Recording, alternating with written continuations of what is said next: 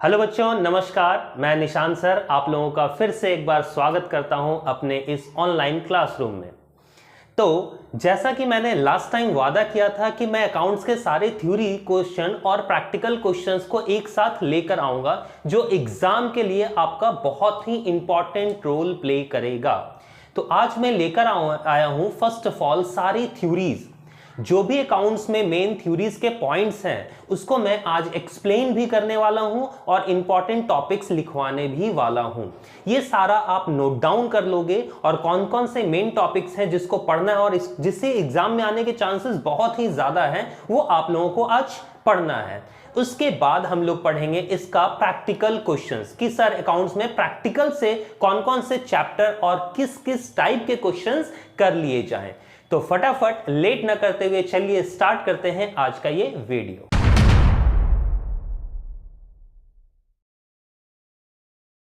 तो सबसे पहले जो आप लोगों को क्वेश्चंस पढ़ लेनी है वो है what do you mean bye departmental account, describe its advantage and how would you allocate the indirect expenses between the different departments। तो सबसे पहले हम लोग पढ़ने जा रहे हैं कि सर डिपार्टमेंटल अकाउंट होता क्या है और ये बनाया कैसे जाता है, इसके फीचर्स क्या हैं और कौन कौन से इनडायरेक्ट एक्सपेंसेस के एलोकेशन है। तो क्वेश्चन को नोट डाउन कर लो और इसके डेफिनेशंस को अब हम लोग पढ़ेंगे और लिखेंगे। तो डेफिनेशन को नोट डाउन करते चले जाओगे।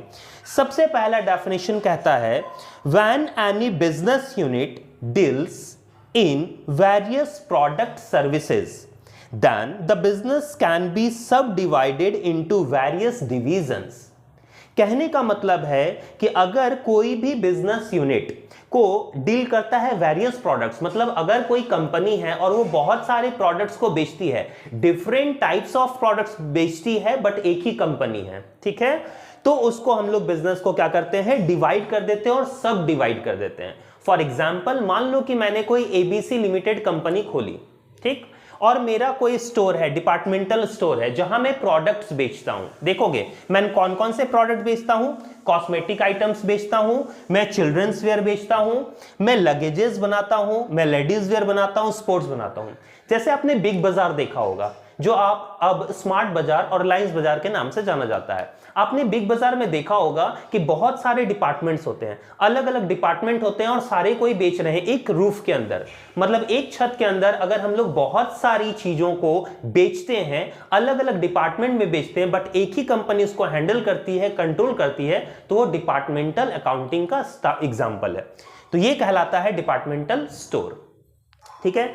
आगे की और डेफिनेशन पढ़ेंगे। Each division is known as department, और हर एक डिवीजन क्या कहलाता है, डिपार्टमेंट। जैसे ये हो गया कॉस्मेटिक डिपार्टमेंट, ये हो गया चिल्ड्रन डिपार्टमेंट, ये हो गया लगेज डिपार्टमेंट, ये लेडीज वेयर डिपार्टमेंट, ये स्पोर्ट्स डिपार्टमेंट, ठीक है, और सबको हैंडल करती है एक स्टोर। आगे की ओर बढ़ते हैं। Each department sell a specialized product and provide specialized services. हर एक डिपार्टमेंट अपना एक प्रोडक्ट बेचती है और अपना एक सर्विसेज देती है, ठीक है, अलग अलग चीजों को बेचती है, ठीक। आगे की ओर बढ़ते हैं। अब समझो मेरी बातों को, अगर मैं एक कंपनी चला रहा हूं और मेरे अंडर में बहुत सारे डिपार्टमेंट्स हैं, मैं बहुत सारे टाइप्स ऑफ प्रोडक्ट बना रहा हूं, तो क्या मुझे हर एक प्रोडक्ट से कितना प्रॉफिट हो रहा है ये जानने की जरूरत है या नहीं है, या मैं ओवरऑल पैसा रख लूं? नहीं, ओवरऑल तो मुझे प्रॉफिट होगा। मान लो मेरे एक छत के नीचे मैंने दुकान खोली और उसमें सब डिपार्टमेंट बना दिया है, सबसे पैसा आ रहा ओवरऑल, मैं सबसे पैसा ले रहा हूं, ठीक है, मेरे पॉकेट में आ रहा है, लेकिन मुझे यह भी तो जानना जरूरी है कि कौन सा प्रोडक्ट मेरा चल रहा है, कौन सा डिपार्टमेंट मुझे प्रॉफिट दे रहा है, अच्छा कौन सा डिपार्टमेंट मुझे लॉस दे रहा है।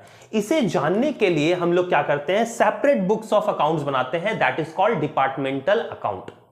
तो हर एक डिपार्टमेंट का हम लोग अलग अलग बना देते हैं। जैसे मान लो कि सारे लोगों ने मिलकर मुझे 1 लाख रुपए दिए, ठीक, तो क्या सबने बराबर पैसा कमाया होगा? नहीं सर, किसी ने ज्यादा पैसा कमा कर दिया होगा, किसी ने कम कमा कर दिया होगा, या हो सकता है कि कोई लॉस में भी गया होगा। तो जो प्रोडक्ट हमारा लॉस में जा रहा है या जो डिपार्टमेंट हमारा लॉस में जा रहा है, या तो उसको इंप्रूव करेंगे या तो उसको क्लोज कर देंगे। समझ में आ रहा है? इसके लिए हम लोग खोलते हैं separate books of account, that is called departmental account. ये बनाकर आप लोग लिख सकते हो। चलिए फटाफट हम लोग देख लेंगे इसके एडवांटेजेस क्या है सर, क्यों बनाया जाता है, नोट डाउन करें। सबसे पहला point, individual result of each department can be known which help to compare performance of all department. हम लोग हर एक डिपार्टमेंट का इंडिविजुअली निकालते हैं और कंपैरिजन करते हैं बाकी सब डिपार्टमेंट से कि कौन बढ़िया काम कर रहा है, पहला पॉइंट। दूसरा, departmental account helps to understand और locate the sources, failure, success, rate of profit etc..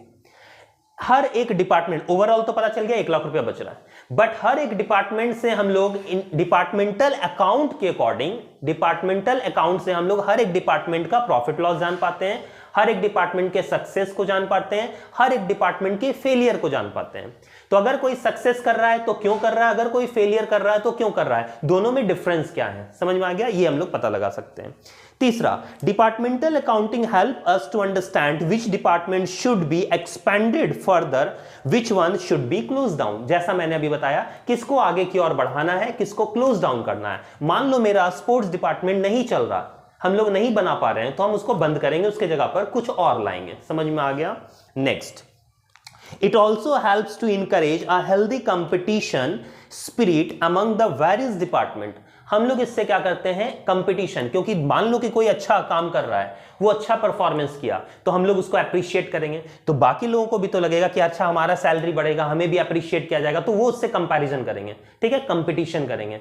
तो यहां पर क्या होता है ना, हम लोग सारे में एक दूसरे से कंपटीशंस लगवा देते हैं कि भाई तुम उससे अच्छा करो, तुम उससे अच्छा करो, ठीक है, तो यहां कंपटीशन का स्पिरिट आता है। Next, it helps the management to make proper plan of action. अगर हम लोगों को हर एक डिपार्टमेंट के बारे में फुल नॉलेज हो तो हम लोग क्या कर सकते हैं, हम लोग प्रॉपर प्लान बना सकते हैं कि भाई नेक्स्ट स्टेप हम लोगों का क्या होना चाहिए, ठीक।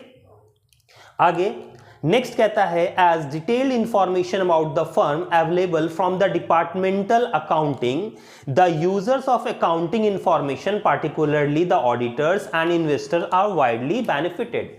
अगर हम लोगों को अलग अलग डिपार्टमेंट का नॉलेज है, हमने बुक्स ऑफ अकाउंट्स बना रखा है, तो ऑडिटर जो चेकआउट करने आता है उसको भी हेल्प होगा, जो इन्वेस्टर है जिसके पैसे लगे हुए हमारे बिजनेस में, उसको भी पता लगेगा कि उसका पैसा किस डिपार्टमेंट में लगा हुआ है और कहां कितना उससे इन्वेस्टमेंट कर रखा है, समझ में आ गया। तो ये थे इसके एडवांटेजेस।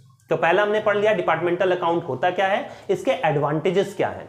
अब हम लोग को पढ़ना है जॉइंट एक्सपेंस को एलोकेट कैसे किया जाएगा। ये बहुत ही इंपॉर्टेंट टॉपिक है, ध्यान से सुनोगे।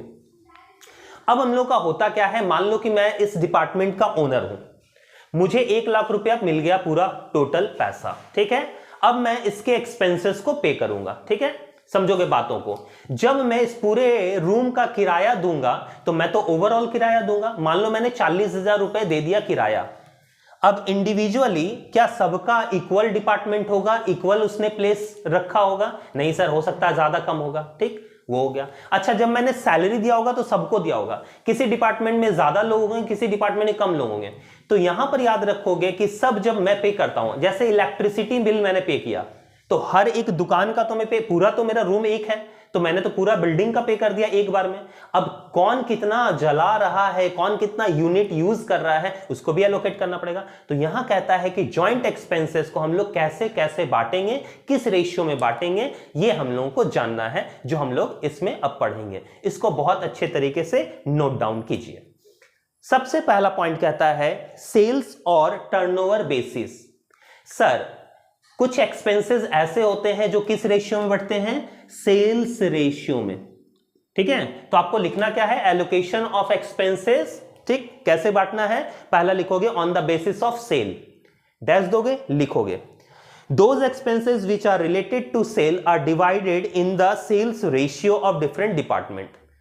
ऐसे एक्सपेंसेस जो सेल्स से रिलेट होते हैं और सेल्स के रेशियो में बढ़ते हैं। मान लो कि इन्होंने अलग अलग सेल किया, जो सेल किया उसका रेशियो, फॉर एग्जांपल मैं 3 लोगों का बताता हूं, जैसे 3 लोगों का समझो। मान लो इसने 2 लाख का सेल किया, इसने 1 लाख का सेल किया, इसने 3 लाख का सेल किया, ठीक। तो टोटल सेल का रेशियो जो होगा वो होगा 2:1:3। समझ में आ गया, ये रेशियो निकल गया। इस रेशियो में बटेगा कौन कौन सा एक्सपेंस जो सेल से रिलेटेड हो। एग्जांपल लिखोगे, कौन कौन सा सेल से रिलेटेड होता है, लिखोगे एडवर्टाइजिंग। अगर मैंने एडवर्टाइजिंग किया तो मैंने पूरी दुकान का किया होगा, ठीक, लेकिन जो ज्यादा सेल कर रही है उसको ज्यादा इफेक्ट हुआ है, इसलिए उस रेशियो में हम लोग बांटेंगे, ठीक है, एडवर्टाइजमेंट। दूसरा डिस्काउंट, डिस्काउंट सेल्स रेशियो में, ठीक, कमीशन सेल्स रेशियो में, ठीक है, बैड डेब्ट्स सेल्स रेशियो में, ठीक है, पैकिंग एक्सपेंसेस सेल्स रेशियो में। ये सारी एक्सपेंसेस जो हैं, अगर मान लो कि पूरी दुकान का एक जगह दिया हुआ है कि मैंने टोटल एडवर्टीजमेंट करवाया, ठीक है, मान लो कि मैंने करवाया 6,000 रुपए का एडवर्टीजमेंट करवाया, मान लो ये 3 है, 6,000 रुपए का मैंने एडवर्टीजमेंट करवाया, तो कितना कितना पड़ेगा 2:1:3, मतलब इसको कितना पड़ेगा 2, 1 3 और 3 6, 2/6, 1/6, 3/6, मतलब इसको कितना मिलेगा 2/6, मतलब 2,000। इसको कितना पड़ेगा 2,000 रुपए, इसको कितना पड़ेगा 1,000 रुपए और इसको कितना पड़ेगा 3,000 रुपए, ये बढ़ जाएगा। समझ में आ गया? ये पहला था सेल्स रेशियो। पॉइंट नंबर 2 लिखोगे नेट परचेज बेसिस। तो पिछली बार हम लोगों ने सेल्स रेशियो में बांटा था, इस बार हम लोग बांटेंगे परचेज रेशियो में, ठीक है। तो जो भी परचेज से रिलेटेड होगा, ठीक, जैसे सर एग्जांपल क्या हो जाएगा, डिस्काउंट रिसीव, हम लोग जहां से खरीदेंगे डिस्काउंट वहां से मिलेगा, तो डिस्काउंट रिसीव किस रेशियो में बटेगा, परचेज रेशियो में। फ्रेट परचेज रेशियो में, कैरेज इनवर्ड परचेज रेशियो में, ये सारे परचेजेस रेशियो में बटे। नेक्स्ट लिखोगे फ्लोर एरिया स्पेस बेसिस। तो एरिया बेसिस पे क्या बटेगा सर, जो भी एरिया से रिलेटेड हो, जैसे हम लोगों का रिपेयर्स या हीटिंग एंड लाइटिंग, रेंट, ये सारी चीजें, टैक्सेस, तो जितना बड़ा लैंड रहेगा, जितना बड़ा स्पेस रहेगा उतना ज्यादा टैक्स लगेगा, जितना बड़ा स्पेस रहेगा उतना ज्यादा रेंट लगेगा। मान लो मैं पूरे का रूम का किराया 50,000 रुपए देता हूं, लेकिन सब इक्वल तो नहीं है, अगर कोई दुकान या जो डिपार्टमेंट बड़ी है वो ज्यादा देगी, जो डिपार्टमेंट छोटी है वो कम रेंट देगी। समझ में आया? तो उसके अकॉर्डिंग हम इस रेंट को डिस्ट्रीब्यूट करेंगे, किस रेशियो में, स्पेस के रेशियो में, एरिया वाइज रेशियो में।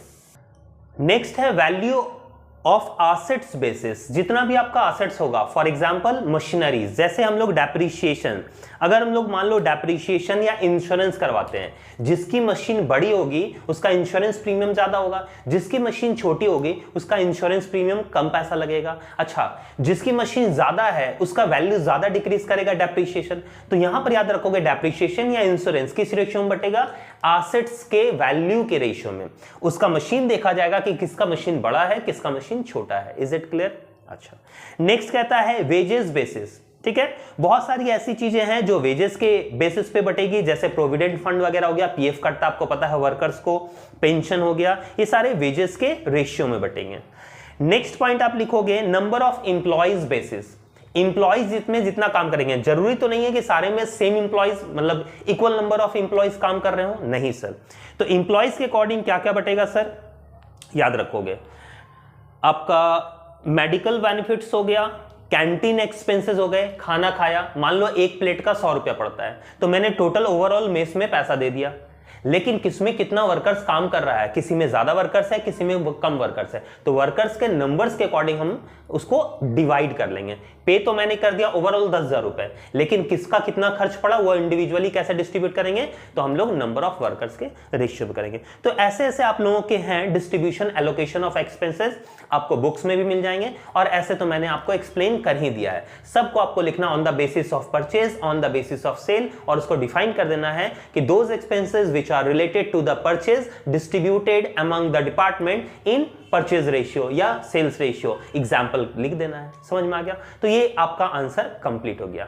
चलिए फटाफट देखते हैं हम लोग और नेक्स्ट सर थ्योरी में क्या पढ़नी है हम लोगों को। तो हम लोगों को नेक्स्ट क्वेश्चन पढ़ लेनी है, what is single entry system, how does it differ from double entry system. तो सर सिंगल एंट्री सिस्टम होती क्या है ये हम लोग एक्सप्लेन करने जा रहे हैं। तो डेफिनेशन नोट डाउन करोगे, generally business transactions are recorded on the basis of double entry system. Generally हम लोग डबल एंट्री सिस्टम तो जानते होंगे डेबिट और क्रेडिट, हम लोग डबल एंट्री सिस्टम ही यूज करते हैं जनरली अकाउंट्स में। When accounting records are not maintained according to the double entry principles, it is usually refers to incomplete record or single entry system. और जब हम लोग अकाउंट्स को डबल एंट्री सिस्टम के according maintain नहीं करते हैं, मतलब जर्नल, लेजर, ट्रायल बैलेंस वगैरह नहीं बनाते हैं, तो हम लोग इसको इनकम्प्लीट रिकॉर्ड या सिंगल एंट्री सिस्टम कहते हैं। तो सर इसमें फिर बनाया क्या जाता है? इसमें सिर्फ पर्सनल और नॉमिनल अकाउंट जो हम लोगों को जरूरत हो वही चीजें बनाई जाती है, बाकी चीजों को नहीं बनाया जाता इनकम्प्लीट रिकॉर्ड्स में। जैसे बातों को समझोगे, अगर मैं कोई बिजनेस चला रहा हूं तो मुझे प्रॉपर बुक्स ऑफ अकाउंट्स के नॉलेज होने की जरूरत है, तो मैं क्या बनाऊंगा? अकाउंटिंग रिकॉर्ड्स बनाऊंगा, जर्नल, लेजर, ट्रायल बैलेंस, ये सारे अकाउंट्स को मेंटेन करूंगा। बट इन अदर हैंड अगर मैं मान लो गोलगप्पे के ठेले लगाता हूं, तो गोलगप्पे के ठेले लगा रहा हूं, मुझे ये तो पता होना चाहिए कि मुझे प्रॉफिट हो रहा है या लॉस हो रहा है। बट बताओ मुझे, मैं क्या जर्नल एंट्रीज करूंगा, लेजर बनाऊंगा, ट्रायल बैलेंस बनाऊंगा कि गोलगप्पा गया उसके बदले पैसा आया, debit what comes in credit what goes out? क्या हम सब चीज बनाएंगे? नहीं सर, एक गोलगप्पा वाला उतना रिकॉर्ड्स मेंटेन नहीं करेगा। तो फिर वो क्या करेगा? क्या वो कोई बुक्स ऑफ अकाउंट्स नहीं बनाता होगा? नहीं बनाता होगा कि कितना कितना मेरा रॉ मटेरियल्स लगा, कितना आज मैंने सेल किया, अच्छा उधार किन किन लोगों को दिया, किस किस पर्सन को दिया, मतलब पर्सनल अकाउंट को वो मेंटेन करता है। अपनी डायरी निकालेगा और उसमें नाम लिख देगा, राम को इतना उधार दिया, श्याम को इतना उधार दिया, अच्छा किससे उधार लाया था? राशन वाले से, राशन वाले को पैसा देना है। तो वो नेसेसरी जितनी नीड्स हो उतना ही मेंटेन करता है। इसको हम लोग इनकम्प्लीट रिकॉर्ड या सिंगल एंट्री सिस्टम के नाम से जानते हैं। Is it clear? चलिए एक डेफिनेशन जरूर लिखिएगा। आपका जो क्वेश्चन का पैटर्न है आपको तो पता है, लॉन्ग क्वेश्चन आ रहे हैं आपके 15 मार्क्स के, 4 आपको बनाने हैं जिसमें से थ्योरी और न्यूमेरिकल आपको दोनों रहेगा। तो पहले मैं थ्योरीज को डील कर रहा हूं, फिर मैं न्यूमेरिकल्स को बताऊंगा कि न्यूमेरिकल्स के लिए आपको क्या क्या करना है। ठीक है, थ्योरीज को नोट डाउन करोगे। तो अगर थ्योरी लिखना आपको 15 मार्क्स में, तो कम से कम 1 या 2 ऑथर्स के डेफिनेशन आपको लिखने ही पड़ेंगे। जैसे मैं एक बता रहा हूं, अकॉर्डिंग टू लिखोगे J.R. बाटली बॉय, बाटली बॉय जी ने क्या कहा? Single entries apply to a single entries apply to a style of book keeping under which only the personal account of the debtors and creditors are kept, जिसमें हम लोग सिर्फ और सिर्फ डेटर और क्रेडिटर्स को लिखते हैं सिंगल एंट्री सिस्टम, मतलब जितनी जरूरत है उतना ही लिखते हैं। समझ में आ गया? चलिए अब हम लोग इसमें पढ़ लेंगे कि यूजेस क्या क्या हैं, क्यों क्यों मेंटेन किया जाता है ये। अच्छा, क्यों मेंटेन किया जाता है सिंगल एंट्री सिस्टम, इसके यूजेस क्या है, रीजन क्या है? तो पहला सिंपल मेथड है, बहुत ही आसान है, कुछ आपको लेजर, जर्नल, अकाउंटिंग रिकॉर्ड्स या अकाउंटिंग प्रिंसिपल जानने की जरूरत नहीं है। तो सबसे पहला सिंपल मेथड है। दूसरा लेस एक्सपेंसिव, लेस एक्सपेंसिव इसलिए है कि आप खुद से भी लिख सकते हो, आपको अकाउंटेंट रखने की जरूरत नहीं है। तीसरा है saving of time and labour, अगर आप अकाउंट्स बनाते हो तो बहुत सारे बुक्स ऑफ अकाउंट्स, बहुत सारा टाइम आपको लगता है बनाने में। अगर आप सिंगल एंट्री बनाते हो तो नीड्स के अकॉर्डिंग जितना बनाना है बस उतना ही बना लिए, तो टाइम मनी सब सेव होता है। नेक्स्ट कहता है इजी टू कैलकुलेट प्रॉफिट और लॉस, कितना पैसा आया कितना पैसा गया माइनस कर दो, प्रॉफिट निकल गया इजी वे में। ठीक है, ये सिंगल एंट्री सिस्टम बताता है। एंड द फ्लेक्सिबल मेथड, ये जैसे चाहे हम वैसे इसको चेंज कर सकते हैं, बट अकाउंटिंग रिकॉर्ड्स में हम चेंज नहीं कर सकते क्योंकि वो रूल बेस्ड होता है। ठीक है, तो इसलिए हम लोग सिंगल एंट्री सिस्टम यूज करते हैं। ठीक है, ये समझ में आ गया? अच्छा, इसके एडवांटेजेस और डिसएडवांटेजेस अगर आपको लिखना होगा तो ये भी लिख लीजिएगा, एडवांटेजेस क्या हैं और इसके डिसएडवांटेजेस क्या हैं। ठीक है, अब हम लोग इसमें पढ़ने जा रहे हैं कि सिंगल एंट्री सिस्टम जो है डबल एंट्री सिस्टम से कैसे डिफर करता है, दोनों में डिफरेंसेस क्या क्या हैं।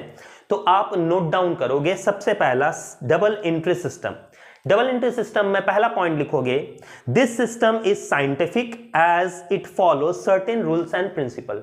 डबल एंट्री सिस्टम क्या होता है? रूल्स एंड रेगुलेशन को फॉलो करता है। ठीक है, उसमें तो है आपको personal account, real account, nominal account. अच्छा, whereas single entry system, this system is unscientific, it does not follow the rules and regulation. Single entry system अपने नीड्स के अकॉर्डिंग बनाया जाता है, इसलिए कोई भी रूल्स को फॉलो नहीं करता, पहला पॉइंट। चलिए दूसरा पॉइंट, डबल एंट्री सिस्टम में under this system both aspect of transactions are recorded, मतलब डेबिट और क्रेडिट दोनों एक्सपेक्ट को रिकॉर्ड किया जाता है। लेकिन सिंगल एंट्री सिस्टम में under this system certain transactions are recorded just like double entry system, जिसमें हम लोग सारी चीजें रिकॉर्ड करते हैं, वैसा नहीं है, सिर्फ कुछ ही चीजों को हम लोग इसमें रिकॉर्ड करते हैं। जैसे एक छोटा सा एग्जांपल सुनोगे, जब डबल एंट्री सिस्टम बनाओगे तो आपको डेप्रिसिएशन तो दिखाना पड़ेगा कि कितना कितना मशीन चला, कितना घिसा। सिंगल एंट्री सिस्टम बना रहे हो, एक गोलगप्पा वाला जब अपना ठेला लगा रहा है तो क्या वो ठेले का भी डेप्रिसिएशन देखेगा कि मेरा टायर कितना घिसा, मैंने कितना हवा भरवाया, वो मशीन कितनी घिस रही है, कितना नहीं, उसको कोई मतलब नहीं है इससे। समझ में आ गया? तीसरा पॉइंट क्या कहता है, मेंटेनेंस। डबल एंट्री सिस्टम में under this system personal, real and nominal account maintain, तीनों अकाउंट मेंटेन होता है। बट सिंगल एंट्री सिस्टम में only personal account is maintain, real and nominal are ignored, हम लोग उसको नहीं करते हैं। सिर्फ इंसान ने कितना पैसा उधार लिया, कितना दिया, बस इसी चीज को मेंटेन किया जाता है, बाकी चीजों को इग्नोर किया जाता है। ठीक है, आगे की ओर बढ़ते हैं। नेक्स्ट, डबल एंट्री सिस्टम में arithmetical accuracy of books of accounts can be checked under this system. हम लोग अर्थमेटिकल एक्यूरेसी, क्योंकि बहुत ज्यादा डबल एंट्री सिस्टम बना रहे हो मतलब एक एक चीज को देख रहे हो, अर्थमेटिकल एक्यूरेसी बहुत ज्यादा हाई लेवल की होती है। But under under single entry system this system arithmetic accuracy can not be checked. हम लोग इसमें अर्थमेटिकल एक्यूरेसी चेक नहीं कर सकते हैं, क्योंकि इसमें हम लोग कुछ ही चीजों को रिकॉर्ड करते हैं, सारी चीजों को हम रिकॉर्ड नहीं करते हैं। बात आ गई समझ में। नेक्स्ट, डबल एंट्री सिस्टम में लिखोगे in this system balance sheet can be prepare. हम लोग डबल एंट्री सिस्टम में बैलेंस शीट बनाते हैं, बट इनकम्प्लीट रिकॉर्ड में यहां पर हम लोग true financial position can not be ascertain, क्योंकि balance sheet can not be prepare, क्योंकि हम लोग क्या नहीं बनाते हैं, बैलेंस शीट नहीं बनाते, उसके बदले हम लोग स्टेटमेंट ऑफ अफेयर्स बनाते हैं। ठीक है, तो सिंगल एंट्री सिस्टम में स्टेटमेंट ऑफ अफेयर्स बनाया जाता है, डबल एंट्री सिस्टम में बैलेंस शीट बनाया जाता है। समझ में आ गया? आगे की ओर बढ़ते हैं। डबल एंट्री सिस्टम में देखोगे, डबल एंट्री सिस्टम में this system is suitable for all types of business. हर एक बिजनेस के लिए डबल एंट्री सिस्टम सुटेबल है, आप हर बिजनेस में इसको यूज कर सकते हो। But single entry system, this system can be adopted and applied for a sole trading.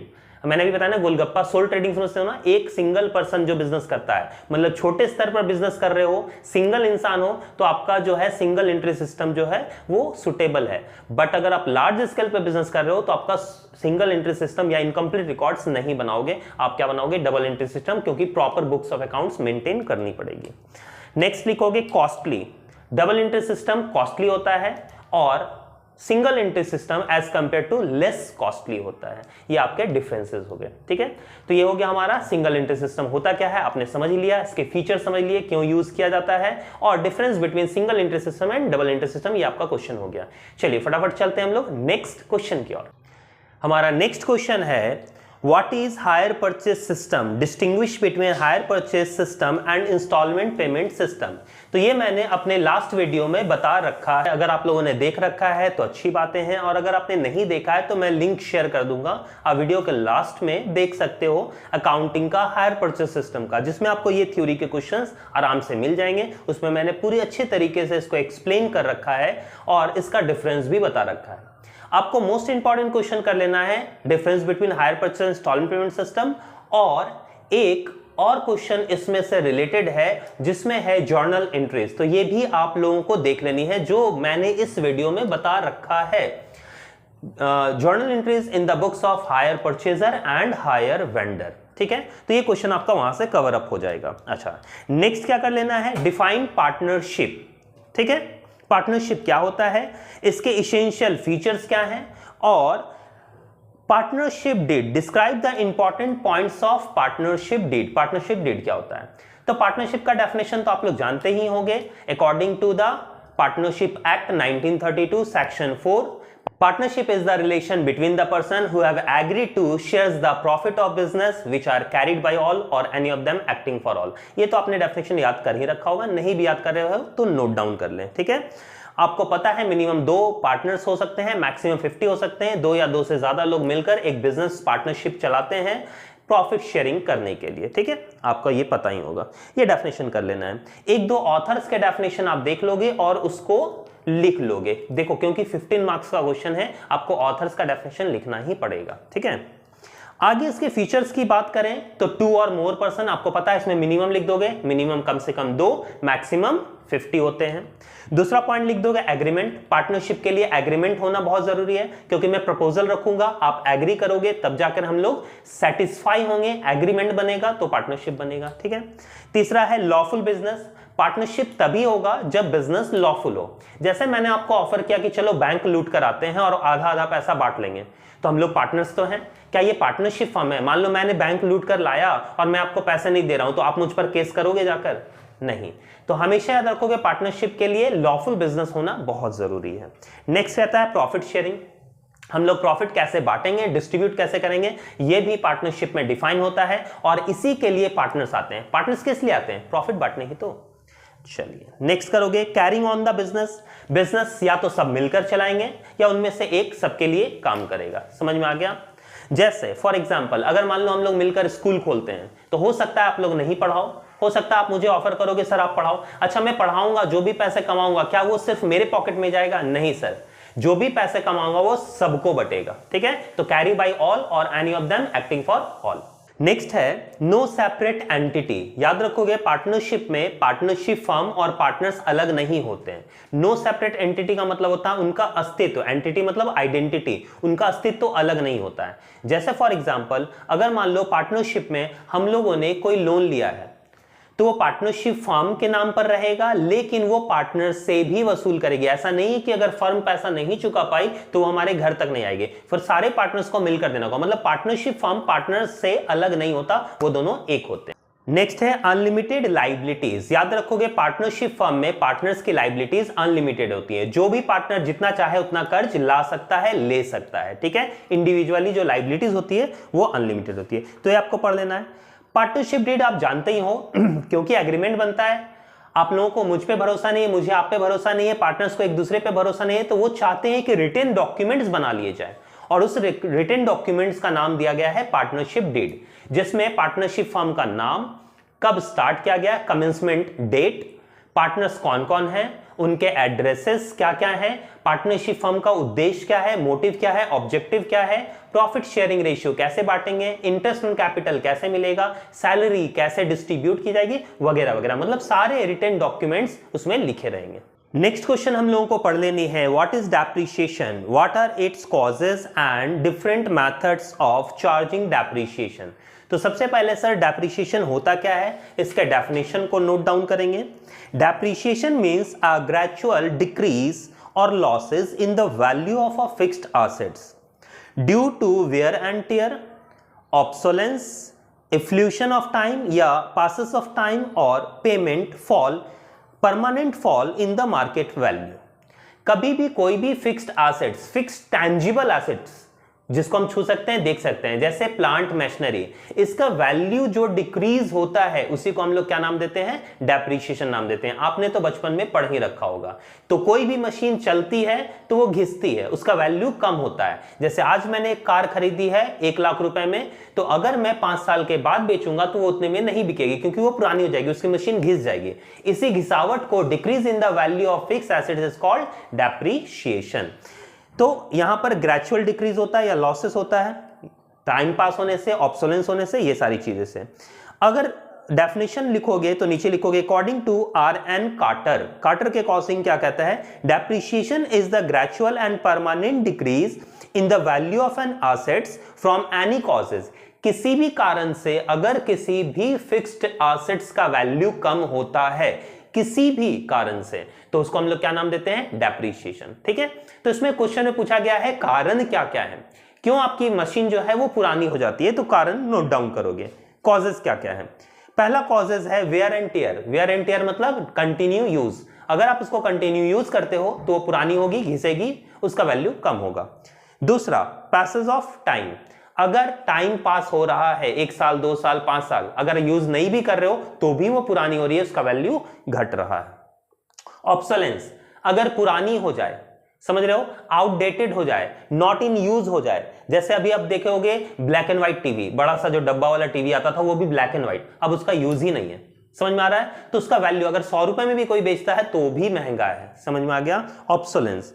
Next permanent fall in the market price, अगर मार्केट में उसका प्राइस परमानेंटली घट रहा है, फॉल कर रहा है, परमानेंटली मार्केट में उसका प्राइस जो है डाउनफॉल में जा रहा है, तो उसको हम लोग क्या कहेंगे, उसको हम लोग कहेंगे डेप्रिसिएशन। ठीक है, और लास्ट एक्सीडेंट, मान लो कोई आपने कार खरीदी और चमचमाती कार को ठोक दिए, ठीक, एक्सीडेंट हो गया, तो टूटा फूटा कार का वैल्यू कम हो जाएगा, समझ में आ गया, तो उसका वैल्यू कम हो जाएगा, तो उसको हम लोग कम वैल्यू को क्या बोलेंगे, डेप्रिसिएशन। ये इसके कारण है। ठीक है, इसमें आप लोगों को पढ़ लेना है कौन कौन से मेथड इसमें यूज किए जाते हैं। तो बहुत सारे मेथड्स आपने पढ़े होंगे, स्ट्रेट लाइन मेथड, ठीक है, diminishing balance method, equity fund method, या फिर आपका सिंकिंग फंड मेथड। तो बहुत सारे इसमें मेथड्स हैं, आपको वो मेथड्स को देख लेने हैं, नोट डाउन कर लेना है, और इसमें जर्नल एंट्रीज क्या क्या पास किए जाते हैं वो लिख लेना है, ठीक है।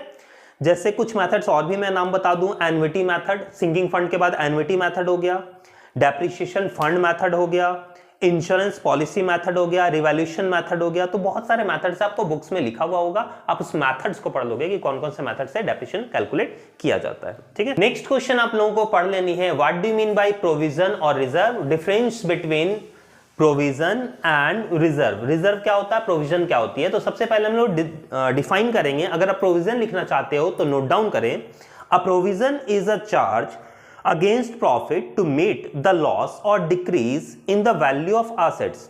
It also means the amount set aside to meet any known liabilities.